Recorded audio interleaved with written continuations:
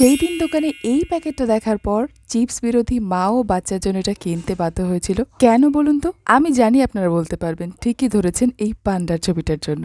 কেন জানি না এই পান্ডা প্রাণীটা আমার কাছে খুব ভালো লাগে। ছবি টবি যেখানেই দেখি না কেন সেটাকে কালেক্ট করে রাখার চেষ্টা করি। মেবি আমি নিজের সঙ্গে কানেক্ট করতে পারি, হয়তো আমাদের দুজনেরই ডার্ক সার্কেল আছে বলে।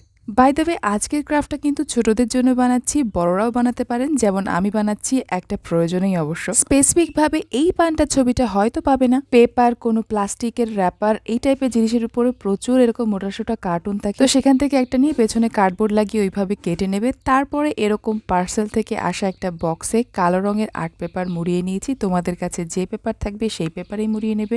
সবচেয়ে ভালো হবে তোমাদের কার্টুনের ছবিতে যে কালারগুলো আছে তাদের মধ্যে থেকে কোনো একটা কালার করলে। পেপারের এই সাইডগুলো তোমরা কেটেও দিতে পারো, তবে মুড়িয়ে দিলে ফিনিশিংটা বেশি ভালো আসে। এইবার নিয়েছি ওই কালো আর্ট পেপারের সরু করে টুকরো, যেটাকে এরমভাবে রোল করে নিয়েছি। আমি এখানে 3খানা রোল বানিয়েছিলাম, কারণ আর্ট পেপার মুড়িয়ে নেওয়ার পর যে এক্সট্রা কাগজটা ছিল ওটার থেকে এই 3টে অংশই আমি বের করতে পেরেছি। একটা অংশ কাটতে হলে আবার সেই বড় আর্ট পেপার কাটতে হবে। তার থেকে ভালো এই এক পায়ে দাঁড়িয়ে থাকা পান্ডার একটা পাকে ওই পেন হোল্ডারটার একটা সাইডের পায়ে বানিয়ে দিই। ভালো করেছি না বলো? এখন আবার কে যাবে সেই বড় আর্ট পেপার কাটতে, তাও একটুখানির জন্য? আর্ট এন্ড ক্রাফটের জন্য টুলস তো আমি কিনতেই আছি, তো সেগুলো রাখার জন্য তো জায়গা লাগবে, তাই না? ওই প্যালেট নাইফ আর ক্লে টুলগুলো রাখার জন্য এইটাকেই সিলেক্ট করলাম।